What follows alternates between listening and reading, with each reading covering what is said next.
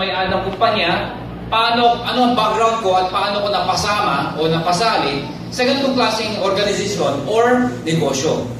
Ako po ay taga Pangasinan. Narinig ko kanina may nag-speech eh. Taga Pangasinan, nagtrabaho sa Dagupan? Sino yun? Ikaw yun? Okay.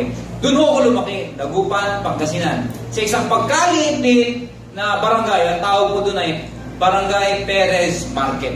Ayan po. Ang magulang ko ay, ang nanay ko ay Panggalato o Pangasinense. Ang tatay ko ay Ilocano. So ako ay kalahating Ilocano, kalahating Panggalato. Kaya ako ay guwapo. Ang labo lang. Labo. Okay. So, pinanganak ko ako, hindi naman ako sobrang hirap, pero hindi ko kaming mayaman. Mukha lang kong mayaman kasi kutis mayaman. Para maintindihan nyo, ano ibig sabihin na medyo mahirap? Kung ito yung mayaman, ito yung mahirap, ito yung gitna, bawasan ko konti.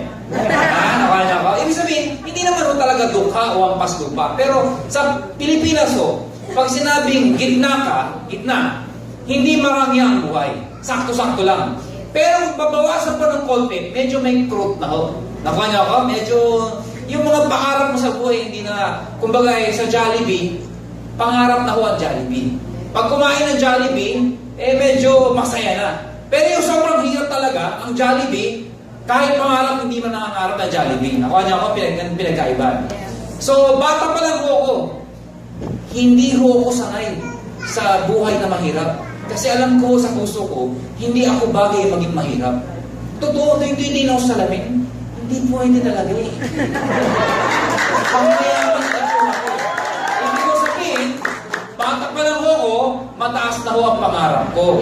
Mataas na ho ang tingin ko sa sarili ko. Ibig sabihin, alam ko, balang araw, yayaman ho ako. So, may clear idea, bata pa lang, alam ko, yayaman na ako. Hindi ko sabihin, may sabihin ako sa inyo, importante po ito. Kayo ho nag-uumpisa, dapat alam nyo kung anong ending nyo. You have to begin by knowing that you've already arrived. Meaning, hindi ka pa nag-uumpisa, alam mo na kung saan ka papunta. Napipicture mo na yung sarili mo, nararamdaman mo. Kasi kung marami ho kayong duda, at pag tumitingin sa salamin, kaduda-duda, at talaga namang bawat kilos mo, kaduda-duda. Nakuha niyo ako? Kaya ako tayo nahihirapan kasi nagdududa ka. Pero kung sigurado ka, kahit mahirap, tutuloy ka. Yes. Nakuha niyo yung pinagkaibahan? So ako, nag-migrate po ako sa Maynila. Doon po ako nag-aaral ng college. Ako po ay nagtapos sa UP. Opo, graduate po ako ng UP, University of Perpetual. Kala nyo, of the Philippines, ano? Ako po ay kumuha ng kurso na saktong-sakto sa negosyo ko ngayon. Physical therapy. Ang layo alam. Actually, hindi ko alam ng physical therapy. May idea ba kayo ng PT? Nung ako ay high school graduate, ang sabi ng ate ko pa nga nasa Maynila, mag-PT ka, excited. Mag-PT ka. Siyempre, magka-college na ako. Sabi ko, bakit ate ba? Basta, mag-PT ka. Bakit? Basta! Bakit yayaman ka? Sige! Gusto ko talagang yumaman eh. Wala akong pakialam kung yung PT. Basta yumaman. Nag-PT ako na walang kalam-alam ko ng PT na yan. Nalaman ko ang PT nung ako'y gagraduate ko. Nung internship. Nung sa hospital na, di ba parang nurse nag-internship? Nung nasa hospital, doon ko nalaman ang trabaho namin. Ang kausap namin, matatanda. Lalo na yung mga na-stroke. Nakakita na ba kayo na na-stroke? Yung mga ganyan? Ha? Pag kinausap mo, manong kumusta kaya? Yan ang nakakausap ko. Tinutuwid ko yung mga kamay. Pag tinutuwid ko yung kamay, sumasabay yung... May magagawa ba ako? Gagraduate ko ako eh. Tinapos ko yung PT na yan. Tinapos ko talaga, graduate ako. Ito problema ko. Pagkatapos ko sa PT, hindi ho in demand sa abroad, tapos na ho. Ang in demand ho, nurse naman. Naalala niyo ho ng mid of 2000? In demand ng nurse, tapos na ang PT. Noong mid-2000, nurse naman. Di ba ikaw ngayon, pagka-graduate mo, nurse na, sana nag-nurse na lang ako. Alam niyo, hindi naman nakakahiya. Nakakatuwa lang. Bakit po? Sa Pilipinas po, lalo ng mid of 2000, halos lahat po nag-nurse. Bakit po? Sobrang in-demand sa abroad. Imagine nyo, pati mga gumraduate na ho ng ibang kurso, nag-aral ulit para mag-nurse. Engineer na nurse. Sabi ko, ginagawa ko dito, 8 months ako din. Pati doktor, nag-nurse. Hindi mo nakakahiyaya, nakakatuwa lang pag-usapan, lalo pag graduate. Di ba pag graduation parang ganito? Kinakamayan yan eh. O, eto na ngayon. Congratulations, Doc. Nurse ka na. Ano yung tsura ng doktor? Yes! Sa wakas. Imagine mo yung doktor naging nurse at tuwa pa. Ayun ho ang katotohanan. Pag gusto ko natin yumaman, lalo ko ordinaryong tao sa Pilipinas, you'd rather go abroad than stay in the Philippines. So mga kaibigan, nung nalaman ko yun, sabi ko, sayang yung 5 taon na kurso ko. 5 years old PT. Buti na lang ho, may nag-imbita ho sa akin, kaklase ko, babae. Inimbita ako sa isang kumpanya, nakatulad din dito. Hindi ko na sabihin pangalan nung kumpanya, Forever Living. Siguro naman narinig nyo na ho yun. Naku, estudyante pa lang ako, naimbita ako sa ganito. Sino dito estudyante? Estudyante, nag-aaral. College, wala. Hindi, walang anak na estudyante. Basa pa may matanda. Bibira lang. Estudyante ho, umaten. Ano kalamalan ko? 20 years old, kagagraduate ko lang, tapos pinag-uusapan, pera-pera. Pero alam niyo, in fairness, ang galing mo ng seminar. Yung speaker, ang galing mo. Tuwing tatanong yung speaker, sino gusto yumaman? Lahat ng tao, kagabuhang pera, talaga yung mga tao. Yung katabi ko, yung sponsor ko, nag-ibita sa akin, panay gano'n sa tuhod ko. O, di ba, ginagawa mo. Oo, tumahimik ka na. Alam niyo ba? Natapos ang seminar, lahat, baliw. Oo, yung mga literal lang, oo, ganun mo talaga. Ako, nag-picture ako. Gutom dito. Mahaba na seminar, 3 hours, walang pagkain. Imagine yung sabi, yayaman. Ni pagkain, wala. Maniwala ka? Siyempre hindi. Sabi ng sponsor ko, sali ka? Hindi. July ho yun. July. Alam niyo, after July ho, unang check-in niyo, hindi ko makakalimutan. Sobrang excited. Pinakitaan ako ng check-in ng sponsor ko. Klase ko, babae. Pinakita check-in. 1,100 pesos. Ginagawa sa mukha ko. Oh! 1,000. Malaki pa sweldo ng katulong. Sabi sa akin, lalaki yan. Yung mata lumalaki. Lalaki. Bahala ka, lumaki ka, sabi ko. Pangalawang buwan, August, tumanggap ko 4,000. Diniretso ko, 1 plus 4, 5,000. In 2 months, tayo mag-graduate. Pag-graduate natin, baka isang buwan lang natin yung 5,000 mo. Baka may higit pa, panagat tayong trabaho. Sabi sa akin, hindi. Sa negosyo, mag-ubis sa maliit. Bago yan lumaki. Hindi ka tulad sa employment, magbalik-baliktad ka man. Pag sinabi ng boss mo 10,000, tumaas man yan, konti lang. 10,000 pa din yan. Bahala ka, lumaki ka, sabi ko. Wala akong pakialam sa'yo. Excited, dumiretso. Sumunod na po, September, dito, grabe ho. Kung excited sa 4, dito tumanggap 12,000 ho. Yun, tumahimik na ho ako. Ayoko na makipag-debate. Mahilig ko sa debate. Pero nakita ko 12,000, syempre, tatahimik ka. Bakit?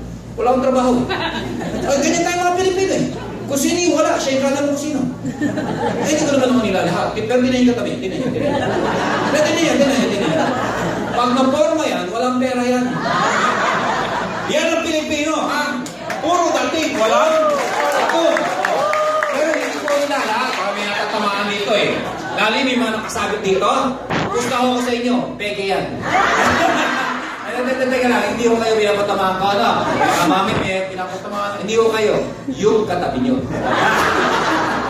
Ay, hindi ko din yun. Kasi may katabi mo. Anyway, 12,000. Alam niyo, malaki o ba yun? Mali, isang buwan. 12,000. Sa isang estudyante, malaki mali? Part-time, malaki mali? Malaki. Sayang ko hindi? Hindi. Oho, 12,000 o yun. Malaki o yun sa isang estudyante. Pero alam niyo, maprinsipyo akong tao. Ang prinsipyo ko dito, pati yung inatinan ko before, sales pa rin po ito. Pag sinabi negosyo, sales, may binibenta. Ang prinsipyo ng negosyo, nobody gets paid when there's nothing sold. Kikita ka lang pag may benta. Sabi ko sa kanya, next month, wala ka mabentahan. May kita ka, wala. Sabi sa akin, wala, kita mo na.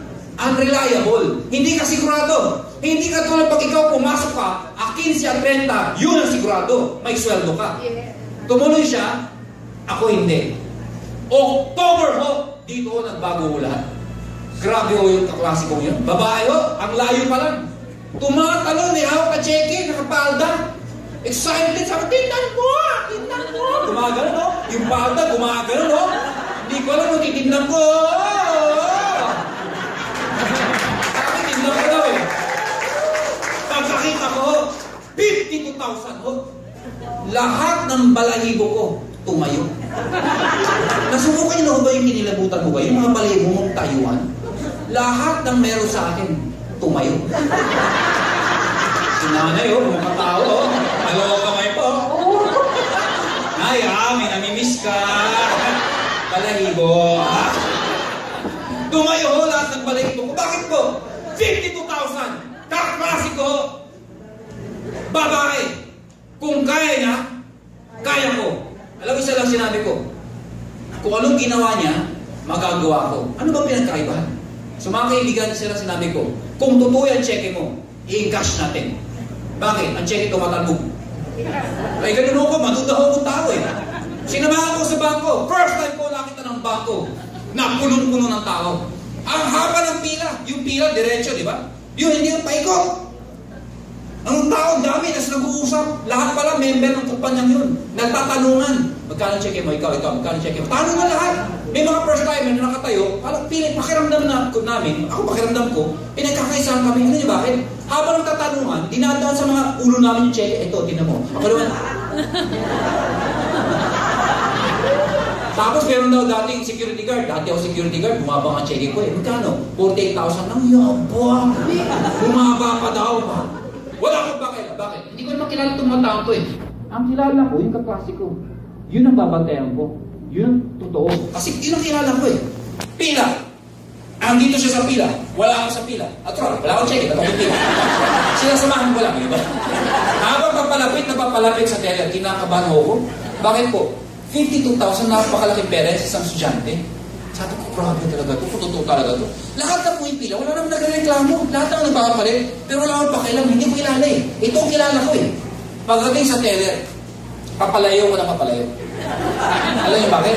Kung sakali hindi totoo, magkahulihan. Eh kung hindi ko kasama, mahirap na, di ba? Baka madami pa ako eh. Pero ba't di umalis? Eh kung totoo, ay hindi mahirap na. Inabot na kaklase ko yung cheque. Tinanggap ng teller. Hininga na valid ID. Binigyan. Sabi ko, totoo to. Binaliktad yung cheque. Tinatakan. Pinasok sa validating machine. Tapos pinapirmahan. Sabi ko, totoo to. Kumuha ng tigpa 500 na pesos. Alam niyo yung bundle na 500? Pinasok dun sa, alam mo yung money counter, yung nagbibilang. Alam mo, sinabayan ko eh. 52,000 no. Inabot sa kaklase ko. Ganun pala ang tao. Sa harap ng teller. Sa harap ng maraming tao. Walang hiya-hiya. Nawala ako sa sarili ko. Hinawakan ko sa leg yung kaklase ko. Ang galing mo! Ang galing mo! Ha? 52,000 mo yun. Dinukot niya yung 2,000. Sa'yo. Imagine nyo, bumalik lang ako, may 2,000 na. Ha? Napaliw din pala. Alam nyo, yung gabi yun, di ako makatulog. Nasubukan nyo hindi makatulog? Yes. Kahit anong gawin mo, di ka makatulog. Alam nyo ba di ako makatulog? Hawak ko 2,000. Siya 50. Makatulog ka? Ang layo, di ba? 2,050. Hindi ko makatulog. Isa lang ginawa ko. Sabi niya, mag-recruit. Sabi niya, mag-akot. Sabi niya, mag-imbita. Isang taon ho. Walang tigil. Sabi ko, ito ang pinakamadali sa lahat ng negosyo. Imagine no? Magdadala ka lang ng tao. Nahihirapan ka ba? Eh, subukan mo sa labas. Hindi lang ako pagdadala ng tao gagawin mo. Mag-iimbita ka lang. Alam nyo, lahat ng barkada, kaibigan, kamag-anak, kaklase, lahat ng kapitbahay, lahat na naging girlfriend ko, naging boyfriend ko, pinagsama sa lahat yan. 1 year ho. Hindi ako tumigil. Good news po. Wala sumali. Tawa-tawa kayo, subukan nyo ho. O, di ba, yung iba sa inyo, nag-imbita, wala naman dumating. Sinabi niyo pa, yung may-ari, darating, wala naman. Ang hirap! Ang hirap! Nakakainis! 1 year ho! Bok niya! Walang sumali. Kayo man nasa lugar ko, bibigay ka eh. Number 1 na naman, against sa akin, nanay ko eh. Nasa Pangasinan, nasa Maynila ako. Siyempre, iimbitahin ko. Nay, good news! Hindi na mag-physical therapy! Mag-join ako sa networking! Oh, ano sabi nanay ko? Patayin kita! Hindi na nga sumali, papatayin pa ako. Oh, pero alam nyo, hindi ako tumigil. Tumuloy ho ako. Bakit po? Sabi ng sponsor ko, yung nag-imbitaw sa akin, umattend ka ng trainings. May trainings pala. Ibig pala sabihin, lahat ng bagay may sistema. Para pagsasalita sa harap. Kapag ikaw first timer ka, sasabihin mo, hindi ko kaya ginagawa nyo, lalo ka na. Magaling ka magsalita, may itsura ka pa, mahirap gayahin yan. Ay yung may itsura, talaga mahirap gayahin mo yun. Ha? Pero yung pagsasalita ho, alam nyo, lahat ng bagay ay napag-aaralan. Pag ginugusto. Nakuha niyo ako? So sa madaling salita, pinag-aralan ko rin ho. Siyempre, kung first timer ka, matawagin kita dito. Ano itsura mo dito sa harap? Natural, di ba? Nakakatakot naman. Tatawain ka, first timer. Ang galing mo mong salita. Siyempre, paano nangyari yun? First timer, ang galing mo salita. Ang pinaka-nakakatakot, tatawagin yung may-ari. Pagdating dito sa harap. Nakuha niyo ako? Experience is relative with time. The more na ginagawa mo isang bagay, the more na dumadali. Kung mahirap po ang global, simple lang ho. Kasi habang tumatagal ang panahon, dapat natututo ka. Ang tanong, gaano kayo katagal? Baka naman 2 buwan pa lang ho kayo. Sinasabi niyo ng ang hirap. Natural, 2 buwan ka pa lang. Nakuha niyo ako? Ang masakit nito, baka mamaya, 2 pa lang din ang iniimbita mo. Ilan ho ang iniimbita ko? Saan katutak ko? Nakuha niyo ako? I-structure ko yung kwento ko. Alam ko basta yun, inaantok na yun. May nakita ko, sabi niyo. Okay, so anong nangyari ho? After 2.5 years, nag-manager ako sa kumpanyang yun. And after another 6 years, I was one of the youngest millionaires club. Nalaman ko yung sistema, sinabayan ko ng sipag, one of the top ako sa kumpanyang yun. Year 2003, to be exact. Umalis ko sa kumpanyang yun, sumali ulit ako sa isang kumpanya. FQ naman ako pangalan. 6 months lang ako doon. Mabilis lang. After FQ, umalis po ulit ako. Sumali naman ako sa isang kumpanya, iGen Portal. Sinasabi ko sa inyo yung background ng sa may-ari para may idea kayo saan ako nanggaling. Sumali ako sa isang kumpanya, pangalan, iGen Portal. Yun! Doon ako nakaipon ng malaking pera. Alam niyo bakit? 1 million ho, isang buwan ang kinikita ko. Doon sa kumpanya yun. Grabe, no? Grabe, no? Out of 300,000 members, nung time na yon, 300,000 members, ako po yung top 4. 1 million ho, isang buwan. Nakaipon ako ng maraming pera. After 1 year, umalis po ulit ako sa kumpanyang yun. Alam ko, iniisip nyo. Lalo kung first timer kayo. Kung talagang kumikita ka, bakit palipat-lipat ka? Tama, di ba? 1 million isang buwan, alis ka pa. Natural hindi na. O ito sagot ko. Hindi ka pa alis kung sarado na. Siraulo ka na kung mag-isa ka, di ba? Natural, alis ka, sarado ka. Ito pangalawang tanong yun. Alam mo na nagsasara yung mga ganyan negosyo. Sali ka pa rin na sali. O di ba mag-iisip ka? Okay, 1 million na isang buwan, magsasara naman, di ba wala rin? O ito sagot ko. Dahil wala akong makitang negosyo na maliit ang puhunan, tandaan niyo, maliit ang puhunan na malaki ang kitaan.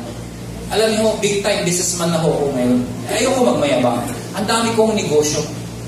Lahat po yung milyon-milyon ang puhunan. Pero ang kitaan, ay naku, sakit sa ulo.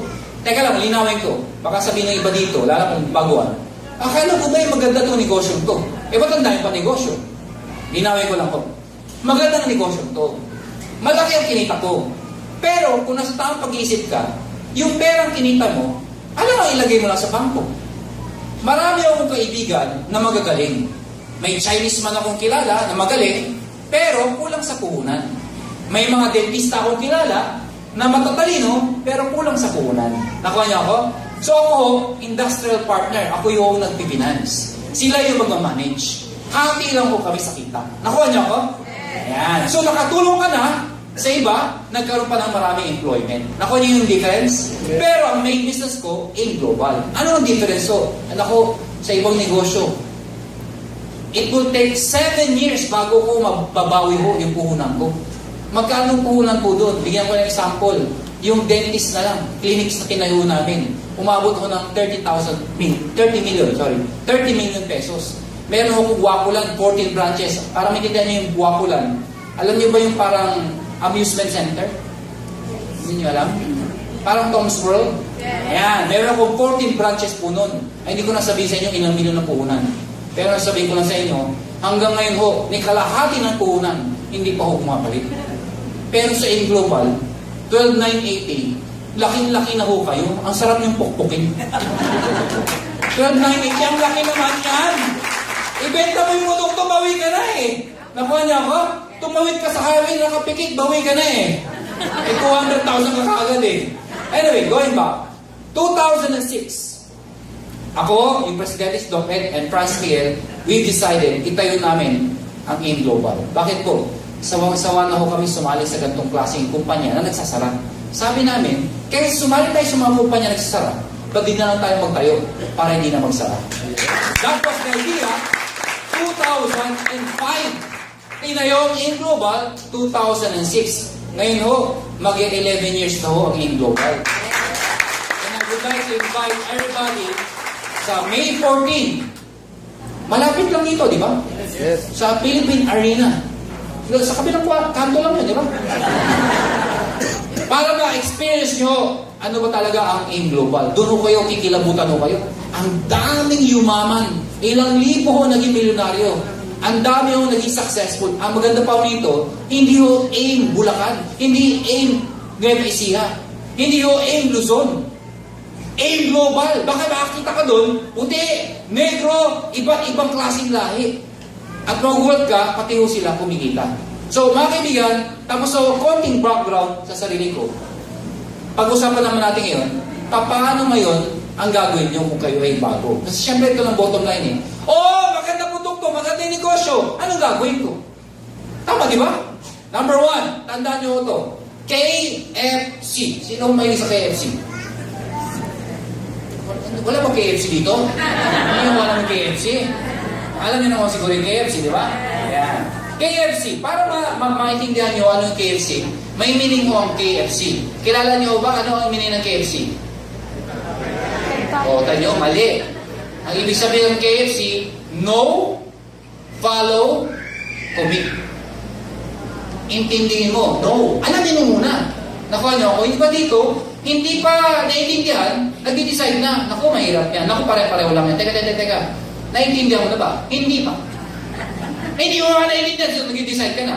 Lahat ng bagay, para maintindihan mo, aalamin mo. Nakuha niyo ako? Paano mo alaman? Eh, syempre, attend ka ng seminar, makikinig ka sa sponsor mo. Pag naiintindihan mo na at nagustuhan, what's next? Follow. Ano po yung follow? Kung anong ginawa ng apply mo, gagayahin mo. Pag sinabi nung apply mo, ito ang ginawa ko, nag-imbita, mag-imbita ka. Nakuha niyo ako? And finally, commit. Maraming tao kasi, pag sumali sa isang bagay, ang commitment, ni ang puso, wala doon. Kinalagay mo ang puso mo. Pag sinabi mong commit, gagawin mong karir ang isang bagay. Parang pag-aasawa. Pag kayo ba ay nag-asawa, nag-away ko kayo, hiwalayan na kagad. Di ba hindi man ganun yun? Yes. Uy. Yes. Nag-aaral ka, susyante, bumagsak ka sa quiz, bumagsak ka sa exam, aayaw ka na? Hindi. Nakuha niyo ako? Tutuloy mo, kailangan tapusin mo hanggang grade 6 hanggang makagraduate ka. Ganun din ako sa buhay. Ang pagyaman, hindi hinihintuan hanggang di kayo mayaman. Yung ibang tao, hindi pa mayaman, hinihinto na. Ito wala, paano kayo yaman? Parang ganito, may kwento. Meron isang hari, mahal na mahal siya ng kaharian nila. Ang problema yung hari, may sakit sa puso. So, nung pumunta yung specialista, nakita, ay naku, sabi, kailangan ng palitan yung puso. Change the heart. So, tinawag niya ngayon yung prinsipe. Mahal na prinsipe, ang hari po natin ay kailangan palitan ng puso. So, sabi ng prinsipe, heart transplant? At ang kailangan ng puso ay magagaling sa donor na buhay pa. Sino naman magbibigay ng kanyang puso? Siyempre mamamatay siya. Di pinatawag lahat ng tao ngayon. Kaya tawag. Tines ngayon, baka may gustong mag-donate. Mahal niyo ba ang hari? Sagot ng mga tao, mahal natin! May sakit ang ating hari. Gusto niyo bang gumaling? Gusto namin, mahal namin! Ang kailangan niya, heart transplant. Sige, gawin niya, gawin! Ang kailangan ngayon ay mag-donate ng puso ng buhay na tao. Sige, donate! Sino sa inyo ang talagang mahal ang hari at i-donate ang kanyang puso? Tumahimik. Uulitin ko, sino sa inyo ang mahal ang hari at i-donate ang puso? Biglang may taas ng kamay. Bata. Bingi pala. Oh! Take my heart! Take my heart! Sabi niya. Eh, narinig nung katabi. Abang nito ah. Take my heart! Take my heart! Narinig naman ng katabi. Ala, isa-isa. Ang dami. Take my heart! Take my heart! Sigawan. Uy, isa-isa. Teka lang. Isa lang ang kailangan ko. Hindi pwede kayong lahat. Hindi, dapat ako. Hindi, ako. Lahat talagang sigawan. O sige, para matapos lang to, dahil isa lang naman kailangan ko, kukuha ko ng balahibo, o feather. Ano ba feather sa Tagalog? Balahibo? Sabi ko balahibo. Umakyat siya sa mataas sa tower. Andun lang ng tao. Kung kanino babagsak to, siya mag-donate ng kanyang heart. Binaw niya ngayon. Tapos yung feather, bumaba. Dahan-dahan bumaba ngayon. Yung mga tao, take my heart, take my heart. Alam niyo, 5 minutes na ho, hindi pa bumaba yung feather. Tagal naman bumaba ng feather na yan. Talagang gano'n yung feather, oh. Ano nangyayari? Bumaba siya ngayon, 10 minutes na eh. Yung mga tao, anong sabi? Take my heart! Take my... Okay na ba? Pag sinabi yung commitment, hindi ho hanggang salita lang. Ha? Ipatulog kayo. Grabe! Power! Payaman! Pag-uwi ng bahay, tulog. Pag may nakitang recruit, kilala ko yan ah. Kilala ko yun. Hindi ko ganun. Dapat dito, parang turo. Hanggat tao at buhay, dapat recruit. Ganun mo dapat. Ano nga ba? Alam mo, naging networker ako katulad. Actually ho, hanggang ngayon, nagre-recruit pa rin ako. Hindi na ako kasing tindi nung nabubisa ako kasi ang dami ko inaasikaso ngayon. Dahil isa ako sa may-ari. Pero alam nyo, nung ako networker, ay grabe ko. Hindi ako titigil ng isang araw na wala nakakausap. Yun ang totoo. Yung hindi ka mapakali. Yung parang ayaw mo umuwi hanggat wala ka nakakausap na tao. Parang kang balisa na diuman. Recruit, ganon. Ha? Kung kayo yung tao pag-uwi ng bahay, parang walang nangyari. Ay kalimutan nyo na huwag mga pangarap ninyo. Dahil ang sikreto sa pagyaman, aaraw-arawin mo. Pag gusto mong gumaling sa basketball, aaraw-arawin mo. Gusto mong gumaling sa piano, aaraw-arawin mo. Nakuha niyo ako? Kung gusto mong sagutin ka ng nililigawan mo, aaraw-arawin mo. Pag gusto mong mahalin ka ng asawa mong babae, gabi-gabihin mo. O yes, araw-arawin mo. Kayo iniisip nyo.